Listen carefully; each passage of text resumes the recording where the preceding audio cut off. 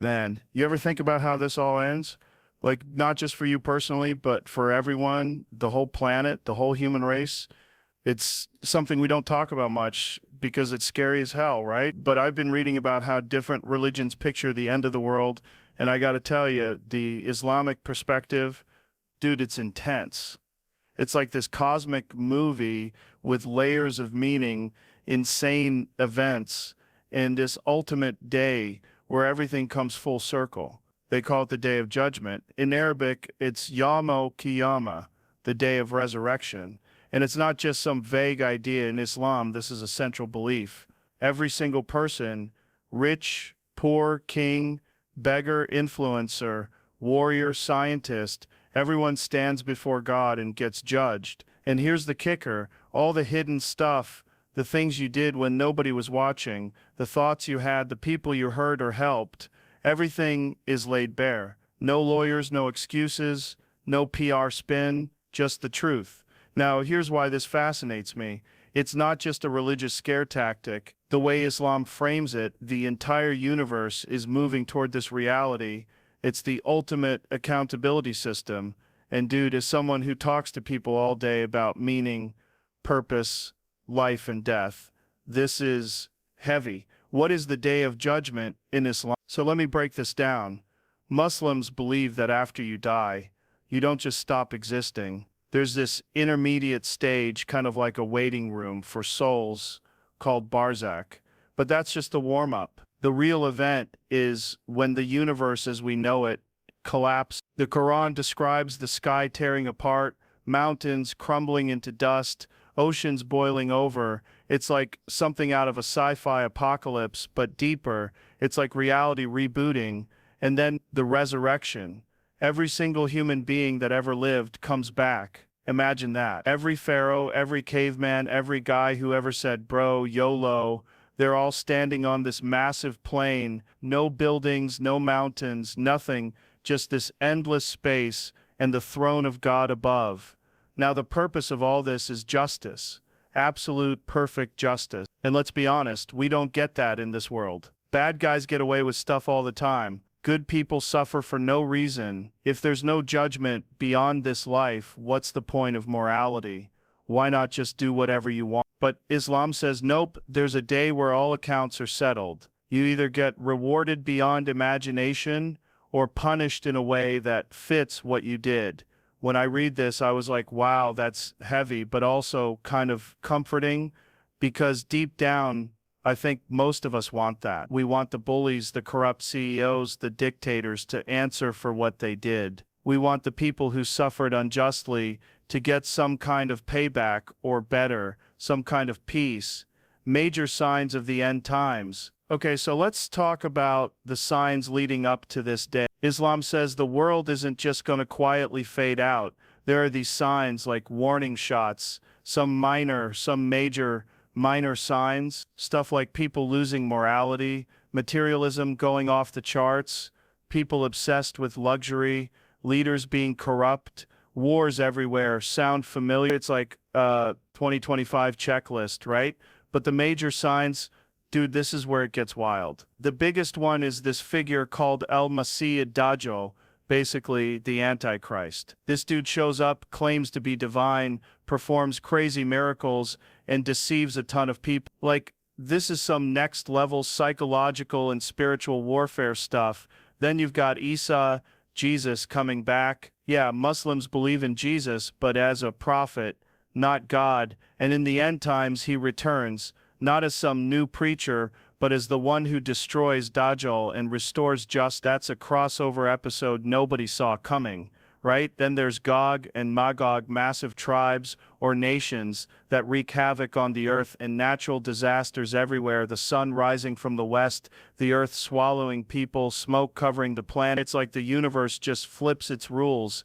And here's what's interesting. Muslims don't see this as some random horror show. It's like the world itself is running out of time, like a clock hitting zero. Everything is pointing toward this cosmic core. Philosophical tangent, why do humans need a judgment day? Now here's a question I kept asking myself, why do we even need something like a day of judgment? Is it just a way to keep people in line, or is there something deeper? Think about it. Without ultimate accountability, what's stopping someone from being a total monster if they can get away with it? Yeah, we have laws, but laws are human-made, and humans, well, we suck at being perfectly just. There's bias, corruption, loopholes. But if you have this belief that no matter what you do, you're going to answer for it in front of a being that knows everything, your intentions, your secrets, that changes the game. And I think that's why these ideas stick around, because deep down, we want justice that actually works. Like, how many times do you see some billionaire trashing the planet and then retiring on a yacht? And you're like, where's the karma, dude? Well, in Islam, karma's not some vague energy. It's a scheduled event. No delays, no appeals. What happens after death according to Islam? So you die, what happens? According to Islam, that's when your test ends. Life here, it's basically a giant exam. No retakes, and once you're gone, your soul enters Barzakh, this in-between state. You're conscious, but you're waiting. And there's this questioning by two angels about your faith, your deeds. Then comes the resurrection. Dude, this part blew my mind.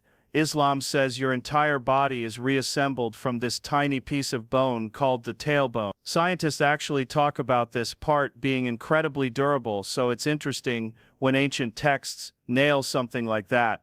Then bam, you're standing there with billions of others. No clothes, no possessions. Just you, your deeds, and God, and your actions. They're not just remembered, they're recorded. Every word, every intention. That's the part that hits me, not just what you did, but why you did it. Imagine being judged on your motives. That's intense. Comparison with other beliefs. What's crazy is how this lines up and differs from other religions. Christianity, similar, but with Jesus playing the role of savior and judge. Hinduism, more like cycles, karma decides your next life. A lot of modern folks, they don't believe in any of it. They think you die, lights out, that's it. But here's the thing, if that's true, cool, but if it's not, man, that's a gamble.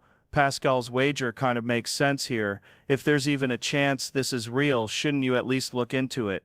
For me, it's not even about fear. It's about the idea that life has structure, that there's an ultimate reality beyond this chaos. And honestly, I respect how Islam presents it. No random loopholes. No, oops, I paid enough money, I'm good. It's like, were you a good person? Did you fulfill your purpose? Were you honest? Just compassionate? Did you at least try? All right, so in the last part, we talked about the big picture of what the Day of Judgment means in Islam, why it exists, what happens after death, and all those crazy end time signs. Now let's get into the heavy stuff. What actually happens on that day, like the big event, and then what's next, heaven, hell, and the whole eternal thing. And trust me, this part is the one that really blows people's minds. Because it's not just about fire and punishment or some vague paradise, it's about ultimate reality where everything you thought mattered gets flipped upside down. Scene 1, the actual judgment. So picture this, you're resurrected, the universe as you knew it is gone. No sun, no moon, no earth, the way you remember it. You're on this massive, endless plane. It's not like some random, chaotic crowd. You're in front of the creator of everything. And here's the part that gives me chills. Every secret, every thought, every little thing you brushed off is not a big deal. It's all there. Record. The Quran says something like, not a single atom's weight of good or bad will be ignored. That's insane. Think about it. Every tiny thing counts. That time you helped a stranger carry groceries. It's there. That time you trashed someone behind their back. Also there. Now here's the part that's even crazier. Your own body testifies. Your hands, your tongue, your eyes, they speak. So if you lied, cheated, hurt someone, your own skin says, yeah, he did that. And you're like, dude, what? You're supposed to be on my side. But in that moment, there's no lying, no gaslighting the truth. The scale and the records, they talk about these scales literally balancing your deeds. And two records, one in your right hand if you did well, one in your left if you didn't. And imagine the feeling, some people get their book and they're pumped. Others, man, the regret must be crushing. Because you realize this isn't a game. And here's a fascinating thing. It's not just about quantity, like stacking up good deeds versus bad. Intention plays a massive role. If you gave $1 million to charity but only for clout, it's worthless. If you gave $1 with a pure heart, that might outweigh it. That idea really hit me because, dude, we live in this Instagram world where everyone's flexing their goodness. In this system, none of that matters if it's fake. The Sirat, the bridge over hell. Now this part sounds like a video game level, but it's way more intense. After judgment, everyone has to cross this bridge called the Sirat that stretches over hell. It's thinner than a hair, sharper than a blade, and beneath you, fire, chaos, screams. The righteous cross like lightning, whoosh, gone. Others stumble, crawl, some fall, and that visual is wild, right? It's like your entire life was leading to this balance test. How steady you are depends on how you lived. And here's a metaphorical way to look at it. Life itself is a bridge. How you walk it every day determines how you'll walk that ultimate bridge. That makes you think twice about every choice you make. Paradise, Jannah, the ultimate reward. So let's talk heaven. Muslims call it Jannah. And man, this isn't just clouds and harps. It's described as this insane, beyond your imagination experience. Rivers of pure water, milk, honey, gardens, mansions, endless beauty. But the real kick, eternal peace. No stress, no pain, no anxiety. And here's the part that hit me hardest, the idea that the greatest reward isn't even the stuff, it's being in the presence of God. Like the ultimate truth, ultimate reality, ultimate love. That's what believers are working for. Not just a better afterlife, but a connection to the source. Also, Islam says you can get whatever you want there. Imagine the best day of your life, multiply it by infinity, and remove boredom. That's paradise. And dude, as someone who's talked to billionaires who still aren't happy, I get why this resonates. We keep chasing happiness here, but maybe what we really want doesn't exist in this world at all. Hell, Jahannam, the ultimate consequence. Now the flip side, hell in Islam is brutal. And it's not just physical, it's psychological. Shame, regret, separation from God. Eternal or temporary, depending on what you did. Some people get out after punishment, others, they stay. And I know what some of you are thinking, that's harsh. Why eternal punishment for a finite life? I had the same question. But the way scholars explain it is, if you lived rejecting truth, mocking goodness, causing harm, that mindset was eternal in nature. You weren't just making mistakes, you were choosing corruption. Still, man, that concept is heavy. Because if this is real, then nothing, and I mean nothing, is more important than figuring out what's true before you die. Fear and hope, the balance. What I love about how Islam frames this is that it's not just fear. Yeah, hell is terrifying, but the mercy of God is like beyond anything. There are sayings that God's mercy outweighs his wrath. Like if you screwed up but genuinely turned back, even at the last moment, you're good. That's huge, because it means this system isn't designed to crush you. It's designed to give you hope, but also keep you accountable. And honestly, I think that's what we all need. Too much fear, you give up. Too much hope, you slack off. Balance, that's the key. Impact on daily life. So why does this matter now? Because if you really believe this, every single thing you do changes. You're not just chasing dopamine hits, you're thinking long-term, like cosmic long-term. Muslims pray 5 times a day, give charity, fast, not because it's some empty ritual, but because they see life as preparation for that day.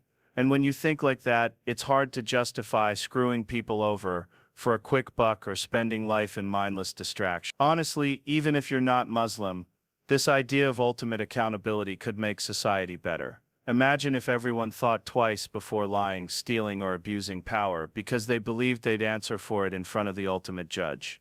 No corruption, no exploitation. That's powerful. Joe's final takeaway.